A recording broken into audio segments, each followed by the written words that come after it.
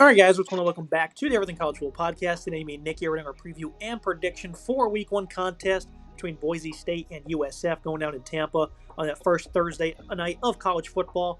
Early start time, 5:30 p.m. Eastern Time on ESPN. The line opened at 10, now down to 6.5 in favor of Boise. 64 is the total. Getting things started with the Boise offense on that Bulls defense. Last year, of course, this is a team that ran the table to make the playoffs, led by a 2,600-yard rusher, 30-touchdown guy in Ashton Gianti. He, of course, is gone, and those are major shoes to fill. But I think this offense is well capable of still, playing adequate football and being able to produce at a high level despite him being departed with the return of 6 starters. Of course, Maddox Madsen coming off a phenomenal year at quarterback. He also has 2 of his top targets back. I like Matt Lauder at tight end, Latrell Caples at wide receiver. They have a pretty good matchup edge as well versus a USF secondary that wasn't that good last year. And now they're losing their top corner. They do return the other top corner, though, in Deshaun Rucker, who was good as well. So not all hope is lost. I still think it's a pretty solid matchup advantage for the Broncos. Madsen, of course, last year ended up surprisingly winning the quarterback nod when it comes to being the starter. He had 3,000 yards, 23 touchdowns. I thought he played well in the playoff game as well. So this is a quarterback I think in year 2 of starting is really going to step up and take his play to the next level. This was a team that, in terms of USF, they had some moments on defense, with productive guys, but overall they weren't all that good, giving them about 30 points per game. They were still 128th in pass defense, 81st against the run, and I think they can certainly improve. They brought in a lot of guys in the portal on the defensive line. They also have some nice linebackers, and Mac Harris and Jalen Schuler coming back who are pretty good against the run. So I think that USF, I think a lot of people are expecting them to really take that next step this year with some of the guys they do have on defense. The thing is, they still have an elite left tackle. Boise does, in Cage Casey. Hal Schmidt at right tackle is a veteran of the program. They added a guy from Fresno, Malik Sherrod, and then backup running back Jamariz Dubar returns to his RB2 position. So this is a Boise offense that is not really in flux, Nick, which is impressive to say considering they lost a guy that arguably could have won the Heisman Trophy last year. I think this offense is still going to boom this year despite his loss. Yeah, I think this offense will still be phenomenal for Boise State, despite the loss of Ashton Gianti, who's with the Las Vegas Raiders and will hopefully have a strong rookie campaign after being drafted in the top 10, a very talented back that they have to replace. I think the offense will be just fine. I like what they have in Maddox Madsen. I think he's a phenomenal asset at quarterback. He won the starting job surprisingly, like you said there, but he ended up having a phenomenal season. Almost 400 attempts, that is, for 3,000 yards, 62% comp rate, 23 touchdowns to 6 picks, also had 5 rushing touchdowns, so he is a red zone asset. I like what Madsen can do. He's really solid in the pocket, a really sturdy, steady quarterback with a great wide receiving room to throw to. Chase Perry's really solid. Latrell Caples is good. Chris Marshall is not bad. Cameron Bates, a younger player they're hoping will step up, so I like what they have. I think they have solid tight ends in Matt Wagner and Matt Lauter as well, so I think there's some good opportunities for that part of the offense to kind of develop. I don't think they'll run the ball as much as they did last year. Obviously, they were quite effective on the ground, 6.06 yards per attempt on the ground, 37.3 yards per points per game, that is, and then 6.73 yards per play. So this was an offense that was very efficient at running the ball. I think they'll take a step back in that regard. Obviously, regressing to the mean is normal when you lose a guy that could have won the Heisman last year. When I look at USF, though, this is a defense I think will be better this year, but I do think they'll struggle in week 1 because you got to plug the pieces together. I do think this defense will take steps forward this year under Alex Golish, and they'll be more competitive in the American Conference. 29.8 points per game last year, not a good number. Nearly 30 points per game is obviously not what you want to give up. 4 yards per attempt on the ground, so they had some success against the run defense, but they struggled against the pass. I think you said they were 128th in the nation last year, so not a good number there. 5.79 yards per play, so whenever I see a yards per play that's a lot higher than the yards per attempt on the ground, that automatically says to me, hey, this is a pass defense that was getting gashed week in, week out, and it certainly shows that with the stats. They gave up 23 touchdowns and only had 12 picks, well over 3,600 yards given up through the air. I think the secondary will get better this year, but I think they'll have a lot of struggles here. I think if Boise State's going to really dominate in this game, it's because the O-line will hold up strong, protect Madsen, and allow him to kind of sit in the pocket, pick out his targets. I'm expecting a pass-heavy approach in this first game. Boise State may return to running the ball throughout the season with what they have on their depth chart there. I like what they have as their options, but I think right now you're going to kind of go with the offense through the air, see what you can do, kind of attack a weak secondary. That's a nice matchup advantage for me. 279 yards per game they allowed through the air last year as USF, and that number should be a lot higher because Navy only had about 60 yards passing because they didn't need to do that afternoon in that victory. So the pass defense was horrid. They do have good individual talents on this defense. Safety Taven Ward had 3 picks last year. He's a good playmaker for them. You look at some of the guys they had in the portal, like Dre Butler and Josh Salazar. They headline that transfer-heavy D-line. The aforementioned Harrison Schuler, along with defensive end Michael Williams in that front six. These guys were all really good against the run last year. So again, individual talents really stand out on this defense. It's not a horrid group.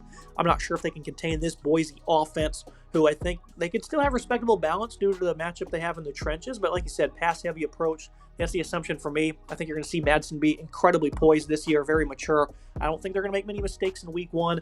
Moving to the other side of things, a lot of people have this as a high total because of USF and what they can accomplish on offense. This is a group that put up over 32 points per game last year. Of course, Alex Golesh, shined at Tennessee, and he brought that up-tempo, run-heavy offense with him to the Bulls. And last year, they had a phenomenal trio at running back, and all those guys are gone, though, so you have to go find replacements for those guys. And I think they did an all right job in the portal. Cartavius Norton, I think he was at Charlotte last year, Iowa State before that. Sam Franklin, so he was at Oklahoma last year, but didn't play. But at the FCS level, he had over 1,000 yards just a couple seasons ago. So I think this is going to be pretty good for them playing in the AAC now. It's still going to be a run-centered offense. I thought the pass game was inconsistent, but it really wasn't that horrid under Bryce Archie. But Byron Brown should be the starter now that he's at full health. He's a physical runner. He's very productive through the air back in 2023. So he's certainly on a mission to get people to remember how good he is.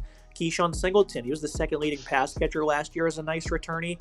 They only had a handful of transfers overall in the receiving group. Pretty weak. Guys like Chaz Nimrod, Tyler Williams, I'm not really all that confident in those guys. But again, it's going to be about the run game. Despite the loss of the top running backs, I think Norton and Franklin will be a respectable duo. Going up against the Broncos defense, though, that was phenomenal. 122 yards per game allowed on the ground. They played pretty good against Penn State and against UNLV, two of the top rushing attacks in the country, and they kind of held them in check. They weren't perfect, but they certainly were not getting gashed one bit. They're also going to get back 7 starters on their defense. Guys are back at all levels.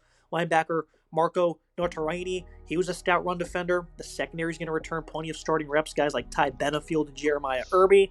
The pass defense was a bit skewed. They were 100th in FBS, but they were just awful early in the season, and they played much better in the back half of the year. A lot of notes here to take in, Nick. I think there's a very key matchup I'll explain here in a minute that I really like when it comes to the Bronco defense being able to play well in this game. But what are your quick thoughts on some of the things I've already talked about, including the return of Byron Brown? Yeah, I really like this South Florida offense. I think this team will be really competitive in the American Conference because of the fact that they have Byron Brown back under center, and Golesh is a great offensive mind. This spread, up-tempo offense they run down in Tampa is a really solid offensive style. I like what they can do, and I have no doubt that Alec Golesh will end up getting a bigger job in college football in due time, probably give it 2 years maybe. He'll take that leap forward and go to a Power 4 program, and a good one at that, in my opinion. I think this is a guy that's a great head coach and offensive mind in the making. I look at Brown. I'm going to not talk about the 2024 stats. He was banged up, didn't really play a whole lot, so I'm not going to really look at that. The 2023 stats, though, I think is really worth looking at. 65% comp rate, 3,200 yards passing, 26 touchdowns, 11 picks, had 800 yards on the ground and 11 touchdowns. If people remember, he had a really good day against Alabama in 2023, which I think is something that a lot of people got to remember about that, where he was able to kind of move the ball on the ground, had over 100 yards in that game, wasn't as accurate of a passer in that game. Oh, sorry, that was 2024. I beg your pardon, looking at the stats. In 2023, he had some success on the ground in that game, had 92 yards in that game on the ground as well. So he had almost 100 yards in 2 games against an Alabama defense that was pretty good over the past 2 years. I think Brown will be a phenomenal asset under center. He'll get better as a passer, more polished, and his legs are a really big part of this kind of offensive speed here. I do worry about some of the pass catching groups. I do agree. I think Nimrod's really the best add. Tyler Williams, Maeda Rubin as well. I think these are weaker adds out of the portal, but I do like what they return in Jaden Alexis and Keyshawn Singleton, who should be pretty solid for this team. A revamped backfield that has some interesting pieces. I think Norton's not a bad add. Sam Franklin could end up turning into a decent back when it's all said and done. The O-line is a bit of a concerning position for me as well, as they bring in some transfers, plug in a couple different pieces there. Not sure exactly how that's going to work. 32.2 points per game last year was a pretty solid number, 4.76 yards per attempt on the ground, and 5.67 yards per play. All really strong numbers. I expect this offense to be really strong and high flying, just not in week one. They'll probably be a little slow off the tempo, probably make some mistakes. on week 1. As I look at this Boise State defense, this is a unit that I like a lot. I think this is a unit that can be really dominant again this year. They were strong last year. 22.6 points per game is a good number. They were phenomenal against the run, 3.78 yards per attempt.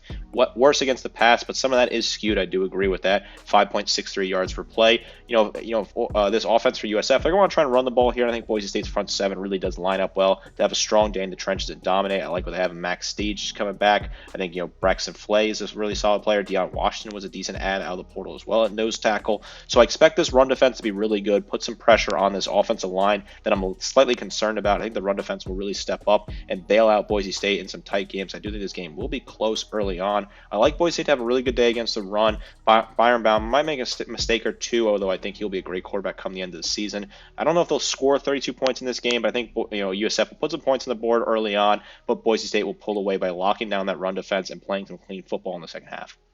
Now, just to add on to the secondary, I still think they're a bit vulnerable when it comes to allowing big plays in USF. They can exploit that, especially in man coverage. With this quick flying offense, they'll hang a 40, 50-yard reception on you just like that. And now the biggest matchup, I think, here is, like you alluded to, the USF offensive line. They're going to return Derek Bowman, who's going to be moving to left tackle, and Zane Herring at right guard. Neither of those guys were exactly standouts last year, and the group was pretty poor to begin with. So go to the portal to try and add some guys to beef them up. They just were not all that great. And Boise State has an elite pass rush, the nation's best last season with 55 sacks. That was first in FBS.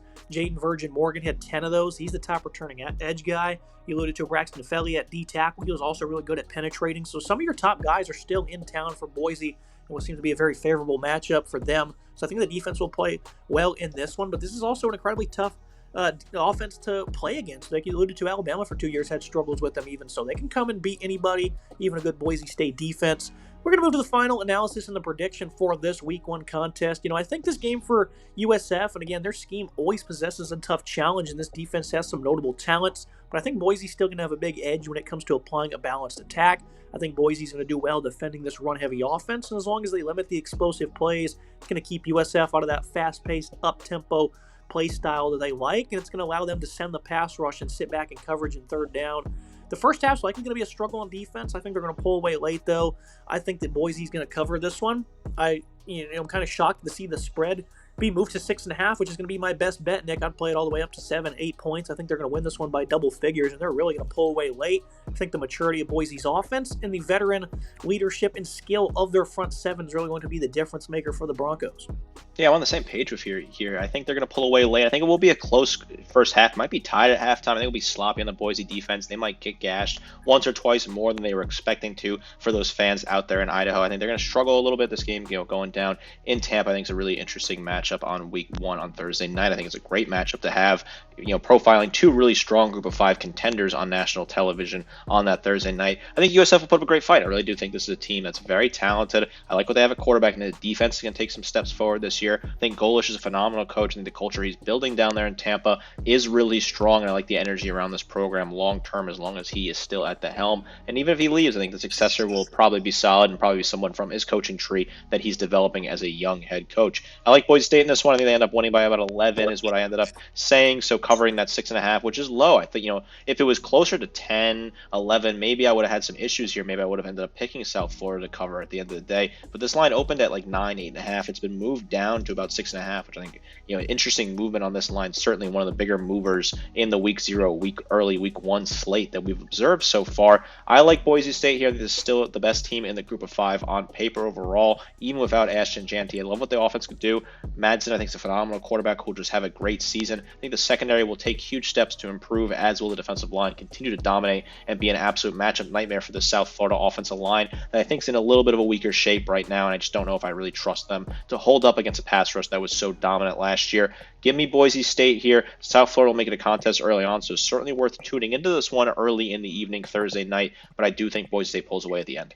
So for today's episode, it should be a good game, though. I like this matchup to get things started in Week 1. Make sure you like, comment, subscribe. See you next time.